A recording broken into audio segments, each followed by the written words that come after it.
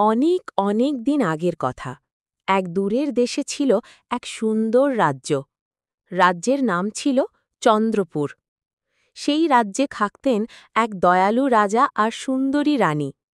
তাদের সব ছিল প্রাসাদ, সৈন্য, ধনসম্পদ, সুখী প্রজা। কিন্তু একটা জিনিস ছিল না, তাদের কোনো সন্তান ছিল না। রাজারানী খুব দুঃখ পেতেন।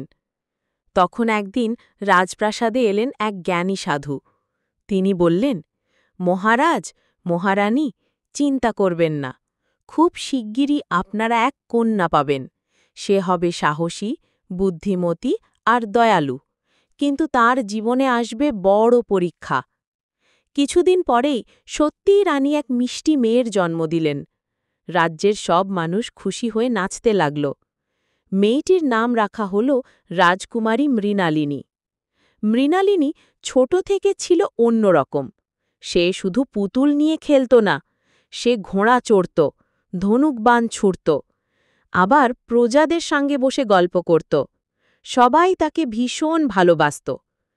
চন্দ্রপুর রাজ্য খুব শান্ত ছিল, কিন্তু তার পাশেই ছিল এক রাগী রাজা, দুর্জন সিংহ। সে চাইত চন্দ্রপুরকে দখল করতে। একদিন সকালে খবর এলো, দুর্জন সিংহের সৈন্যরা চন্দ্রপুরের দিকে আসছে। রাজা চিন্তায় পড়লেন। ঠিক সেই সময় রাতে প্রাসাদের বাগানে রাজকুমারী দেখল এক কালো পোশাকের মানুষ। তার হাতে ছিল ঝকমকে এক লাঠি। লোকটি রাজকুমারীর দিকে তাকিয়ে বলল, রাজকুমারী, সময় এসেছে, তুমিই পারবে রাজ্যকে বাঁচাতে। তারপর হঠাৎ করে লোকটি অদৃশ্য হয়ে গেল। রাজকুমারী ভয় পেলেও তার মনে হল এখনই কিছু করতে হবে। সকালে সে সব কথা মাকে বলল। রাজা রানী তাকে ডেকে নিলেন। রাজা বললেন, মৃণালিনী, তুমি শুধু রাজকুমারী নও, তুমি জন্মেছ আমাদের রাজ্যকে রক্ষার জন্য। সাহসী হতে হবে, প্রজাদের বাঁচাতে হবে। রাজকুমারীর চোখ জ্বলে উঠল। সে শান্ত গলায় বলল, পিতা, আমি ভয় পাব না। রাজ্যের জন্য যা করতে হয় আমি তাই করব। রাজা রানী রাজকুমারীকে নিয়ে গেলেন এক গোপন ঘরে। সেখানে ছিল একটা পুরনো সিন্দুক। রাজা সিন্দুক খুলে দিলেন। ভিতর থেকে বের হল এক সোনার বই। বইয়ের পাতায় লেখা ছিল, চন্দ্রপুরকে রক্ষা করবে এক কন্যা। সে হবে সাহসী, সৎ আর জ্ঞানী, কিন্তু তাকে পার হতে হবে জাদুর পরীক্ষায়। অশুভ শক্তিকে হারাতে না পারলে রাজ্য ডুবে যাবে অন্ধকারে। রাজকুমারী বই পড়ে চুপ করে থাকল। তারপর বলল, আমি ভয় পাব না, আমি রাজ্যের জন্য সব করব। রাজা রানী রাজকুমারীর মাথায় হাত রেখে আশীর্বাদ করলেন। কিছুদিন পর রাজ্যে খবর এলো, সীমান্তে অদ্ভুত জাদু দেখা যাচ্ছে। আকাশে কালো ধোঁয়া, গাছ শুকিয়ে যাচ্ছে, পাখিরা গান গাইছে না। রাজা বললেন, এ কাজ দুর্জন সিংহ একা করেনি, তার সঙ্গে আছে এক দুষ্ট জাদুকর। রাজকুমারী দাঁড়িয়ে বলল, আমি যাব সেই জাদুকরের রহস্য খুঁজতে।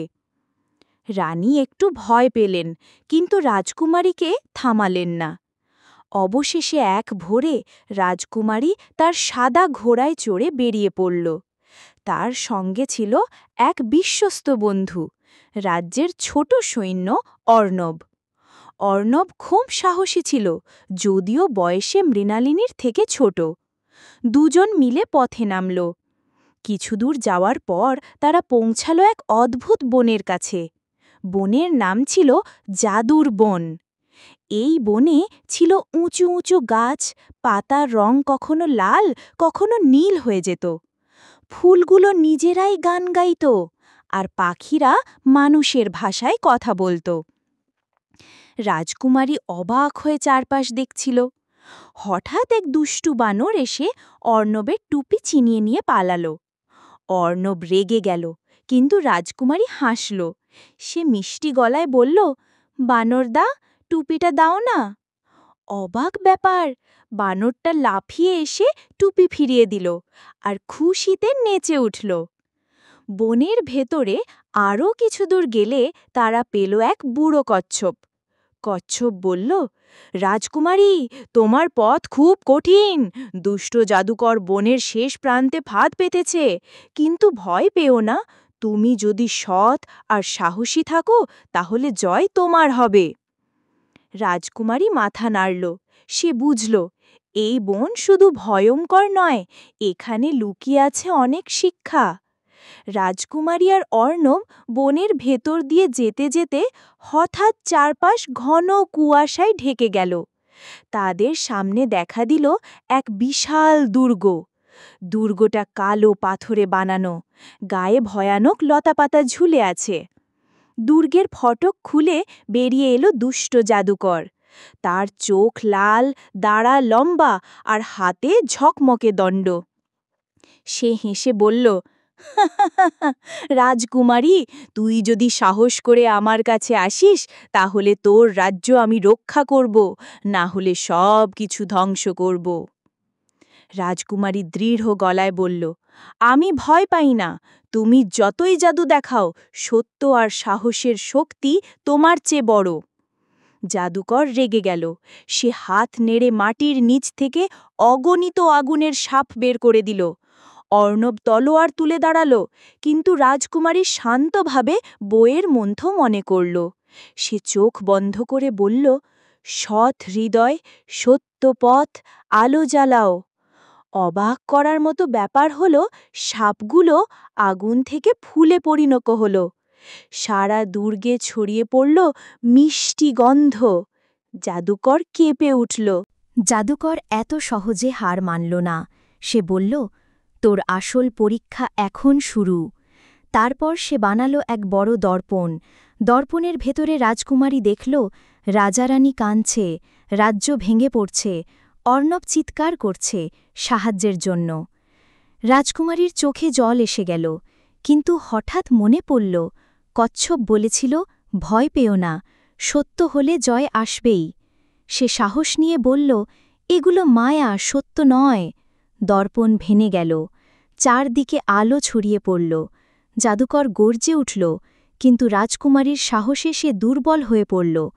জাদুকর শেষ চেষ্টায় বলল, ঠিক আছে, যদি তুই এত সাহসী হস, তাহলে তোর রাজ্যকে রক্ষা করতে হলে তোর সবচেয়ে প্রিয় জিনিস ত্যাগ করতে হবে। রাজকুমারী থমকে গেল। তার সবচেয়ে প্রিয় কী? সে ভাবল, তার রাজ্য, তার মা-বাবা, তার বন্ধু অর্ণব, সবাই তার প্রিয়। তখন সে হাসল আর বলল, আমার সবচেয়ে প্রিয় জিনিস হল আমার নিজের জীবন। যদি আমার জীবন দিয়ে রাজ্য বাঁচে, তাহলে আমি ত্যাগ করব। কথা শোনার সঙ্গে সঙ্গেই আকাশে বজ্রপাত হল। জাদুকর কাঁপতে লাগল। তার জাদুর দণ্ড মাটিতে পড়ে ভেঙে গেল। অন্ধকার মিলিয়ে গেল, দুর্গ গুঁড়িয়ে পড়ল। অর্ণব চিৎকার করে বলল, রাজকুমারী, তুমি জিতেছ। চারপাশ ভরে গেল আলোতে। আকাশে যেন হাজারো তারা ঝলমল করছে। এক অদৃশ্য কণ্ঠ ভেসে এলো, রাজকুমারী, তুমি সত্যিই সাহসী। সত্যিকারের ভালোবাসা মানে আত্মত্যাগ। তুমি তা প্রমাণ করেছ।